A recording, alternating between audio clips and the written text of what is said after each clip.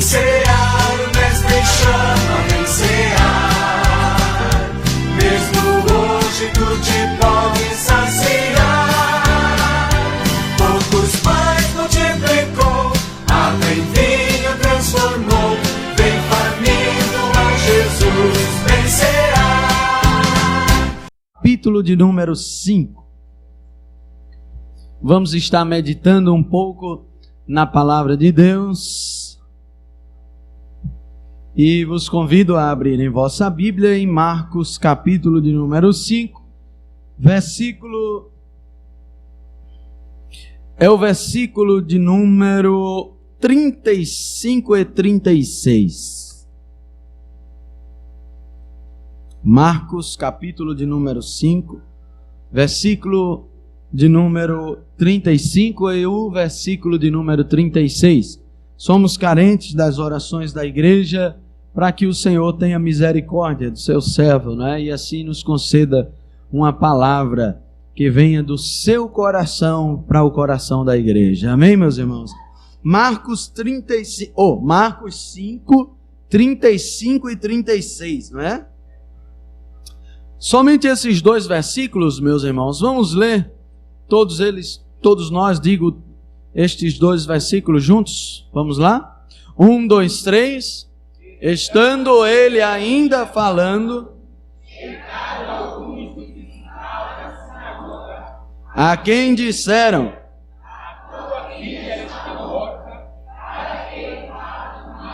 versículo de número 36, 1, 2, 3. E Jesus, tendo ouvido estas palavras, disse ao principal da sinagoga, o quê? Crê. Quantos dizem amém? Amém. Meus irmãos, texto da palavra de Deus para a nossa meditação nesta noite narra a história e a passagem de um homem por nome de Jairo, o qual, segundo as Sagradas Escrituras, era um dos principais da sinagoga daquela época. Jairo, ele enxerga em Jesus a solução para o seu problema. E qual era o problema de Jairo? Na verdade, não era um problema em Jairo, mas estava atingindo a sua vida, haja vista que era um problema com a sua filha, que, diga-se de passagem, possuía somente 12 anos de idade. Era uma adolescente que, segundo o próprio Jairo, no versículo de número 23, estava moribunda. Por este texto, é válido dizer, meus irmãos, que o termo moribunda significa dizer que aquela moça, aquela menina de 12 anos de idade, ela não tinha uma doença qualquer. Ela não tinha uma doença que logo seu sistema imunológico poderia ajudá-la a restabelecer a sua saúde. Na verdade, esse termo dá a entender que aquela moça de 12 anos de idade, ela estava com uma doença e essa doença estava aos poucos lhe levando à morte. E Jairo sabia exatamente disso. Aquela doença que, diga-se de passagem, não sabemos qual é, a Bíblia Sagrada não revela qual seria aquela doença, mas o que se sabe é que por este termo, moribunda, Jairo estava dizendo a Jesus: Senhor, vai lá na minha casa, porque a minha filha, ela está moribunda. Em outras palavras, a minha filha está com uma doença e está à beira da morte. Essa doença não tem cura. Em outras palavras, era o que Jairo queria dizer ao Senhor Jesus. E a gente precisa que o Senhor vá até a nossa casa. Veja o versículo de número 23, quando ele diz, a palavra de Deus diz: rogava-lhe muito, dizendo: minha filha está moribunda. Rogo-te que venhas e lhe imponhas as mãos para que sare e viva. A crença de Jairo era que Jesus podia curar uma enfermidade. Escute só isso. Jairo foi a Jesus com um problema. E o problema era: Senhor, minha filha está doente. E ele queria dizer a Jesus: rogo-te que venhas e lhe imponhas as mãos. A fé daquele homem fez com que ele fosse até Jesus, e aquela fé dizia para Jairo: Jairo, Jesus é a solução para o teu problema. Jesus é quem pode curar a tua filha. Glória a Deus. E a Bíblia diz no versículo de número 24 que Jesus prontamente atende aquele convite. Prontamente atende aquele clamor, aquele rogo de Jairo. E a Bíblia diz: e foi com ele. Só que Jesus não foi sozinho. Jesus estava rodeado de uma grande multidão, como a Bíblia diz no versículo de número 24. E esta multidão apertava Jesus. A história é: Jairo chega a Jesus, se prostra diante de Jesus, conta o seu problema a Jesus, e Jesus, ao invés de dar uma palavra, ao invés de, a partir ali daquele momento que nós sabemos, Jesus já curou antes dessa forma, Jesus já libertou também desse modo, mesmo com uma palavra distante, a palavra de Deus, ela tem poder. Só que Jesus queria transmitir algo novo para a vida de Jairo. Jesus queria transmitir algo novo para a vida daquela família, por assim dizer, e quem sabe também para aquela moça de 12 anos de idade, que tem agora os seus sonhos interrompidos, os seus projetos interrompidos. Ora, meus irmãos, quantos são pais e mães aqui nesta noite? Quantos são pais e mães? Amém? Se tem uma coisa que o povo diz que é amor de mãe, não é? Não é assim? Não tem igual, né? Eu nunca sei como é o amor de mãe e nunca vou saber como é. Agora que eu sei que o amor do pai também é forte, né? Que é assim ou não é, irmãos? Agora imagine só, os irmãos têm seus filhos e sabem o que é, ou talvez nem sequer imaginam a possibilidade de perder o seu filho. A gente não nasce preparado para uma situação como essa. É natural que o filho nasça sabendo que um dia vai enterrar o seu pai, é assim ou não é? Um dia vai enterrar a sua mãe, é assim ou não é? É natural, a gente cresce dessa maneira. No entanto, aqui a gente vê o inverso, algo que não estava esperando, algo que jamais alguém poderia esperar antes. É uma família que estava prestes a enterrar a sua filha. Só que Jesus, ele, ao invés de agir naquela ocasião, ao invés de dar uma palavra e a enfermidade ir embora, Jesus resolve seguir e atender o clamor de Jairo. Glória a Deus. Jesus vai e não vai só. Uma multidão acompanha Jesus. E quando esta multidão acompanha Jesus, nós sabemos muito bem essa história, esta passagem de que no meio da multidão tinha uma mulher que tinha um fluxo de sangue também de 12 anos. Eu não sei qual era o milagre maior. Se era a menina com 12 anos estar morrendo naquela ocasião, ou se era a mulher ter sobrevivido por 12 anos, perdendo sangue diariamente, até tocar a orla do vestido de Jesus, quando ela pensa: se tão somente eu tocar naquela orla ali, aquele homem que está passando, se tão somente eu tocar na sua orla, eu serei curada. E ela rompe a multidão naquele momento, ela toca na orla de Jesus. Agora eu quero que os irmãos pensem comigo, entremos na história. Jesus é convocado por Jairo, Jesus vai até a casa de Jairo, só que no meio do caminho, uma multidão com Jesus segue. Sabe aquela caminhada que muitas das vezes a igreja faz no período, não é, do dia da Bíblia, e muitas das vezes a gente faz todo aquele caminho, aquela passeata. Imagine uma multidão como aquela, seguindo um homem só, Jesus indo até a casa de Jairo, mas aquela caminhada que nós fazemos não se compara à multidão de Jesus, porque nós somos ordeiros, não é? A gente vai em filinha. Eu lembro as irmãs, cada qual no seu lugarzinho, os adolescentes, os jovens, Aqui a Bíblia diz, a multidão apertava Jesus. Não tinha organização. No meio desta multidão, Jesus já tinha a dificuldade de chegar à casa de Jairo por causa da multidão, sim ou não? Sim. No meio da multidão, Jesus é interpelado por esta mulher. E Jesus para no meio do caminho. É interessante como às vezes Jesus prova a nossa fé, né? Às vezes Jesus prova a nossa fé de várias maneiras. Imagine o desespero de Jairo.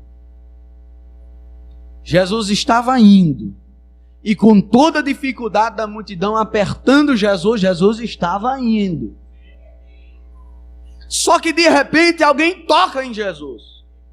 E o toque deixa Jesus curioso. Jesus para saber quem me tocou.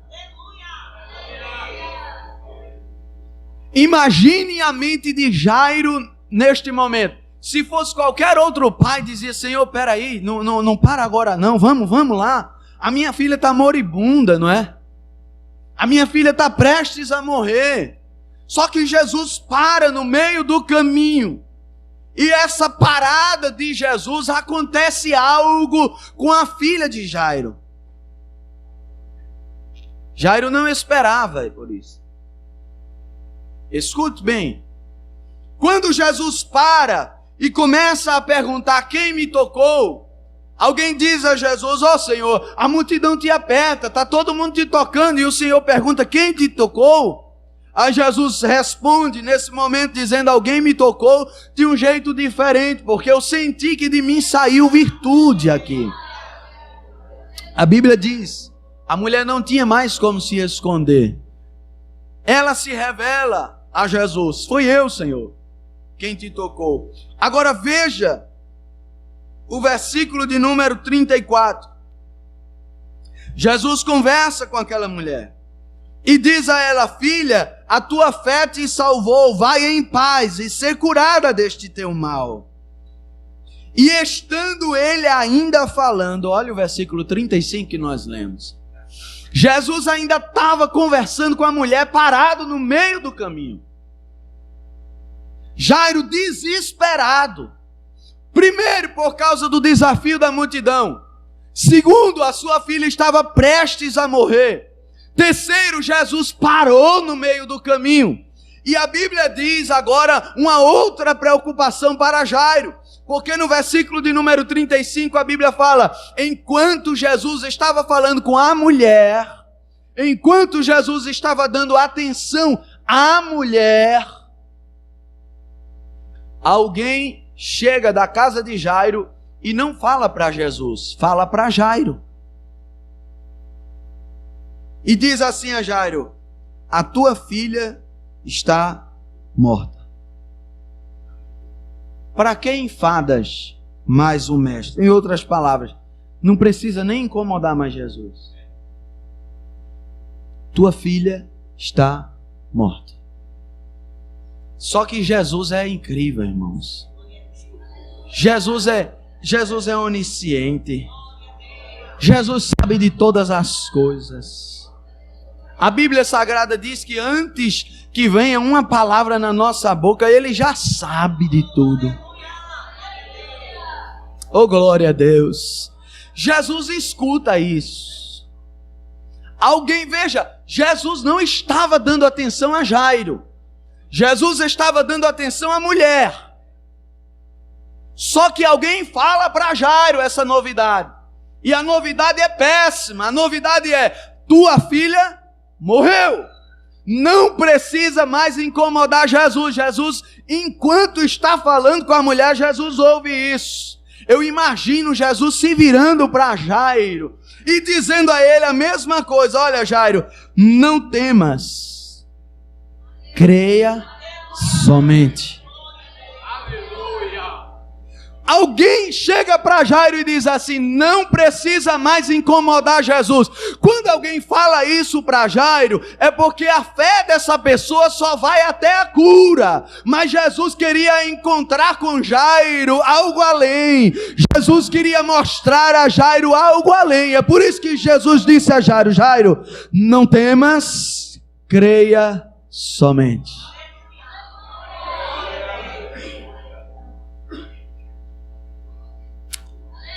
Glória a Deus. Sabe o que é que Jesus estava dizendo a Jairo? Jairo, a mesma fé do início tem que perdurar durante a trajetória até o final.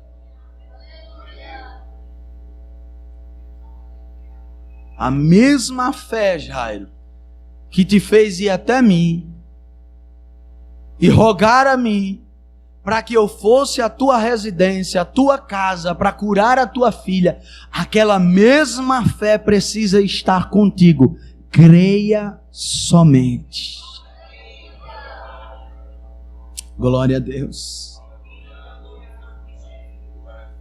Só que a esse ponto, imagine a dúvida na cabeça, talvez, né, de Jairo.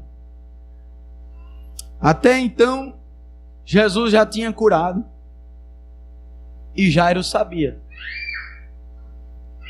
Mas ressuscitado, até agora, até este momento, não. Só que Jesus diz: não temas, crê somente. E chega na casa de Jairo. Quando chega na casa de Jairo, está o alvoroço lá. A menina de 12 anos morreu. O diagnóstico era morte. Se tivesse algum médico naquela ocasião, eu nem sei, tem enfermeiro aqui, não tem? Não. Enfermeiro, médico? Tem enfermeiro? Tem. Amém. Se tivesse alguém da área de saúde lá, qual seria o procedimento? Sei lá, colocaria a mão no pulso da pessoa para ver se estava fazendo aquelas batidazinhas, né? No coração. Colocaria a mão aqui, não é assim que se faz? Não é? Via se a menina estava respirando ou não.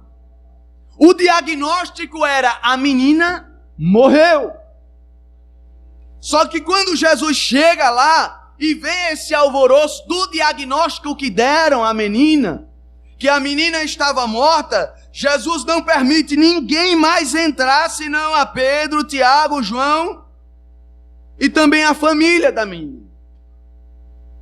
E quando chega lá, Jesus dá uma palavra que é extraordinária. E me permita dizer aqui, Jesus diz: a menina não está morta. A menina está dormindo. Glória a Deus. Irmãos, me permita abrir um parêntese aqui para dizer para alguém: a última palavra vem do céu. A última palavra vem de Deus. Alguém pode até ter dito: está morta.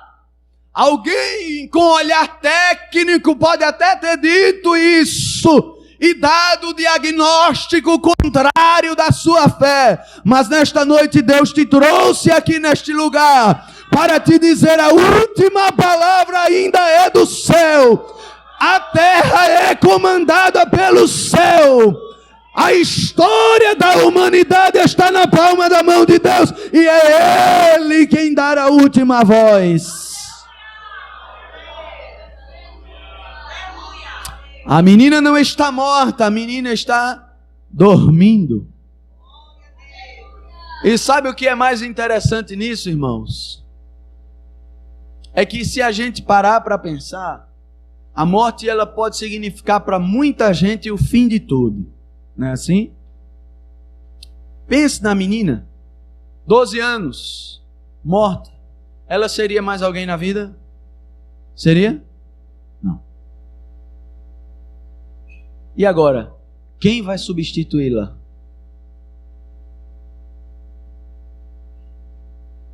Que dificuldade! Para muitos a morte é o fim de tudo. Só que Jesus, quando diz: a menina não está morta, a menina está dormindo, Jesus transforma o fim das coisas no início. E sabe por que isso? Você já parou para pensar por que você tem sono? Sabe aquele bocejo que você dá? Aquilo é o teu corpo dizendo para você: tu já veio o dia todo gastando energia. Quando chega à noite, tu já tem gasto uma energia considerável. Aí o teu corpo dá um bocejo que é para te dizer assim: olha, a gente está precisando repor essas energias. É feito uma bateria de celular. A gente não gasta o dia todinho, aí quando chega de noite tem que botar para carregar. É assim ou não é? Bota para carregar para poder, né? O sono tem essa função. O sono tem a função de repor as energias da gente. O sono tem a função de manutenção do corpo. Ninguém consegue viver sem dormir. Não lembro agora o recorde de dias que uma pessoa conseguiu viver sem dormir. Se não me falha a memória, foram 9 dias, 8 dias por aí. E a pessoa... Alguém? 8 dias? E a pessoa que vive sem dormir, logo o seu corpo vai dar falência múltipla de órgãos. Por quê? Está sem energia nenhuma. Não teve nada como repor essas energias. E aí, quando Jesus diz para aquela menina, diz para aquele povo: a menina não está morta, a menina está dormindo. Jesus estava dizendo: a menina está repondo as energias dela. Ainda tem uma história pela frente para ela. Ainda tem um amanhã para ela. Alguém disse: é o ponto final para ela. Jesus pegou esse ponto final, apagou com a sua borracha santa, com o poder da sua voz, e disse: a menina não está morta. Retirem o ponto final.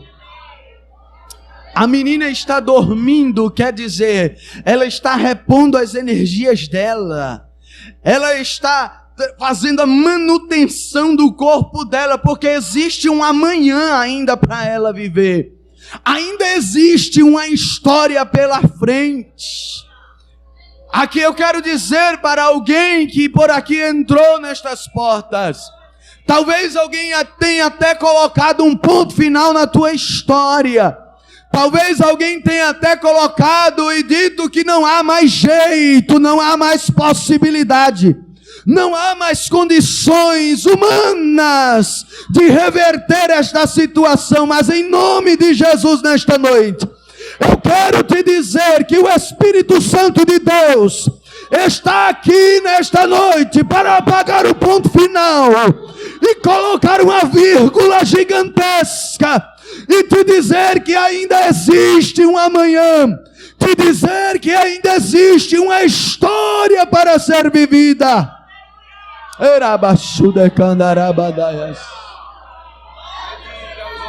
O homem não dá solução final.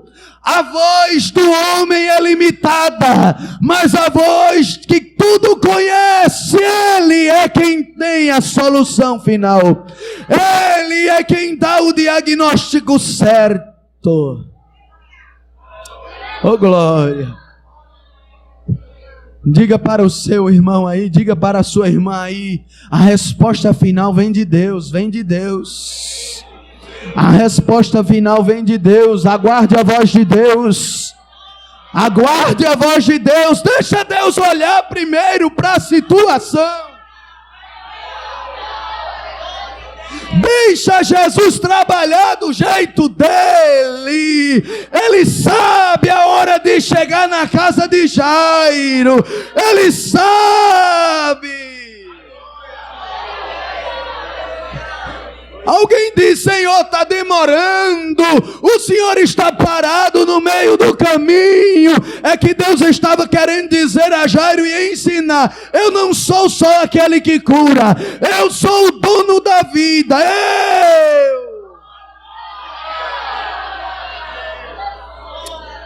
E às vezes a gente só descobre coisas de Deus num aperto. Já pensou nisso?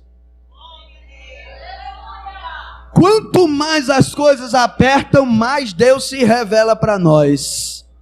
Quando os discípulos estavam num barco, lá desesperados por causa da tempestade, aí Jesus se acorda. Alguém olha para Jesus, vê Jesus dormindo na tempestade. Senhor, a gente vai perecer aqui. Desperta, Jesus, nos ajuda. Aí Jesus repreende ele: homens de pequena fé. A Bíblia diz que Jesus acalma o vento, acalma o mar. E alguém diz: que homem é este? Que até o vento e o mar lhe obedecem. Às vezes Jesus se revela para nós à medida do nosso desespero, né? À medida da nossa necessidade. Jesus tem coisas grandes para fazer. Deixa ele trabalhar. Ele sabe a hora certa de chegar na casa de Jairo. Ele sabe quem vai permitir entrar na situação. Ele sabe a palavra certa para transmitir. A menina não está morta, a menina está dormindo. Ele sabe como trabalhar, ele sabe como fazer. Deixa Jesus fazer do seu jeito, e você vai descobrir e vai dizer: que homem é este?